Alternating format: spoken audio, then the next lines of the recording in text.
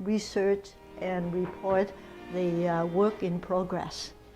And it's very intense. Usually we start at 8 o'clock in the morning and finish. Consensus of psychologists is that not one single therapeutic model can be effective for all cases and for all people. So therefore, the only answer to deliver effective therapy is to take a holistic approach so that the therapist can select the appropriate modalities so that they can most suitable for that particular client or particular case. So meaning-centered approach is a good candidate for this pluralistic approach for a few reasons. For example, meaning-centered approach is based on the humanistic existential approach, which is a common factor for all therapeutic, different modes of therapy, and that emphasize the therapeutic relationship and the quality of the therapist.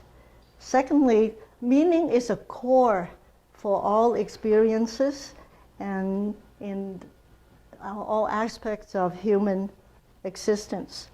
And also, I think meaning therapy gives a framework so that you will integrate all the other modalities so that we could have, we talk about eclectic approach. That means that the therapist will pull a little bit of this and pull a little bit of that. And so sometimes you get lost and you say, well, okay, would that work or this work? So the meaning approach will give you a framework, and we just deal with the common core of human problems, existential anxiety, self-esteem, and person-centered. That's my introduction for that one. And how many were from a psychology background? I know some of you are both social work and psychology. And you will remember the first wave is psychodynamics, started since Freud, right? And then there are more people doing research and realize that we cannot be effective just based on the psychodynamic approach. Psychoanalytic just doesn't have areas that we cannot reach. So we have Skinner and Wolpe started with the behavioral therapy, cognitive therapy back in Albert Ellis, and that formed the second force of the psychotherapy.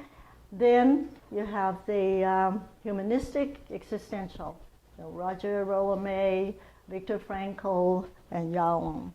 And so I think we talked about that yesterday a little bit. Then, of course, Stanley Su and his brother Daryl Su, and also Paul Peterson, that used to be from University of Hawaii.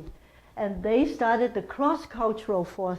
That will be the fourth, I don't know what they talk about, the force, but I mean, it's just a different approaches.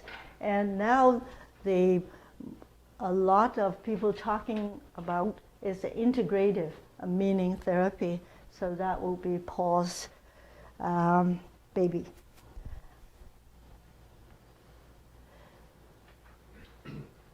Now, what are the, Paul did mention a little bit yesterday about the contribution of existential therapy, and that we recognize the human condition. We talk about share the client in a common humanity. You heard me talking about we are made of the same stuff, and therefore we can help each other. And they recognize the dignity and intrinsic value of the client.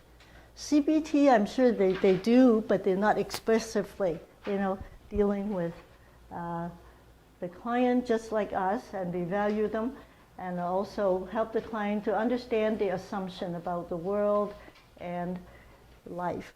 And we talk a lot about that today. Okay, the major themes of existential therapy is to address existential anxiety, confront the dark side of human existence, and we talk about, we can have freedom, we can, we have more power to help ourselves to say, yes, I can do certain things. And it's an empowerment. Then we have the courage to live an authentic and meaningful life. So, so how can we use the existential therapy in perspective for using self? We deepen the therapeutic alliance because we share with our, whoops, sorry about that. By sharing and by being with a client, we talk about self-disclosure that actually increase the intimacy and authenticity of that relationship. Okay, I think I'm going to just move because it's impossible to cover the whole thing. You have the materials, you can read about that. This is something I have emphasized, is that you focus on the here and now and not just giving them intervention. Let them understand where they're coming from and so do something. But it is the face-to-face. This is why I always object. What do they call it? Online counseling? Yes, right. Online, yeah. What do you think of online counseling, online, therapy? I think we need to use our technology. But technology doesn't cover everything, does it? We just talked a little earlier, right? When people were eating at the table, they don't communicate, they don't talk to each other, they use the cell phone, right? They text one another. And what do you think of the therapy? Through email, through Skype?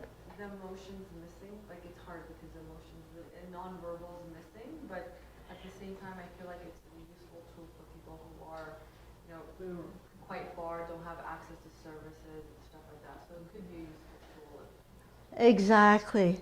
And that we were talking about usefulness, but also limitations. So I took 2 courses from University about online counseling, and they say if you're doing it effectively, you gotta almost put in emotions by saying, okay, if you're in my office, I would reach up my hand, I'll bring you in, I will give you some coffee. You'd be a narrative besides just giving the words. Is that a good substitute?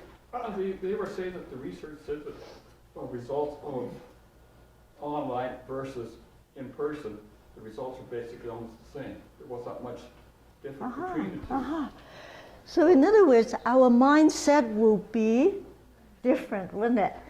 We will probably acquire more skills to translate our nonverbal behavior, our emotions, and our feelings through cyberspace. One of the arguments they were saying with online is, if you've got a client in your office, they've got to remember what you said in that 1 hour. When it's online, if you go back and look after the emails, the text messages, they have time to go over and over where they can think more clearly what's happened. So in other words, that is the advantage. They have the record of it. Yeah. Is that safe? Well, you have to make sure that they know what's at that end, and there's also online sites where it's all just encrypted, where it can't be hacked into. But I think our generation at this moment is in transition. We are not as skilled as the younger generation who communicate everything effectively through media. And we are still struggling. Some people can't even use email, but they have to, right? We're doing texting, we're doing emails, and we are doing FaceTime, we are doing Skype, right? So there are a lot more technology that we can use. Sorry, so just your email, just by email and text messages? Oh, not really text messages, but more email. And you can go into certain sites that are where you have live web, but there is security programs out there where the messages are encrypted back and forth, where it's Yes. not like, so there's securities in place. Yes. But Yes. say the results that they were showing, face-to-face versus online, the results are basically the same, if not that big discrepancy. You never know, right? And I remember I was asked last year to teach a course because they said, well, in another province, in another university. And I said to them, and I said, well, you know, I don't feel comfortable without actually talking to the individuals. They asked me to go to the university, but I couldn't travel at that particular time. I said, okay, let's try, but we will have the reading part. You have to read ahead of time. You have to do your homework, and then we will email back and forth, but we also have FaceTime, Skype. And at the end, the evaluation from my students in Alberta, and they said, you know, the best part was that we can share, we can talk, and that was the best part.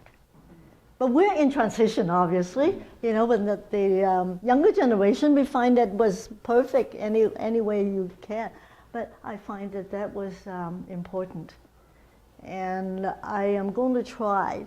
You see, this is why you see that Paul's tape was glitched, so many glitches. Well, because someone came to us and said we could do that online. We could tape it, and we could do that, you know, to put it together. And I still did not feel comfortable with it, but we said we tried. But the product was so poor that we said, I'm sorry, we can't do that. But eventually, who knows, right? I still believe that here and now, solid relationship between therapist and client is very powerful. It's very powerful. Whatever technology you may use to translate that, all power to you. What is meaning therapy? So meaning therapy actually is grow out of Viktor Frankl's logotherapy and Jung's existential therapy. And the meaning therapy actually emphasized on integration and meaning research. And it is evidence-based, integrative, spiritual, positive, relational, and cross-cultural. So it's very broad and it's very comprehensive. And today I just want to give you just an outline what is the meaning of meaning, right? And how do you define meaning? And also, if you subscribe to the meaning approach, what are the interventions that you have tried that is useful? I thought I could just share a little bit of that. And we will be doing some course training, so if you're interested, and you could. The motto of meaning therapy is, meaning is all we have. Because whatever we do, there is meaning behind it.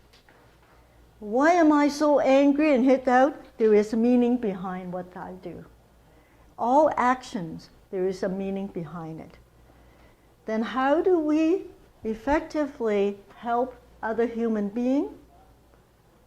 It's through relationship. So, as we talked about earlier, in order to be effective in psychotherapy, you must be able to enter into the private world of your client, and whichever way you can. And the world of meaning is very common. People share, okay?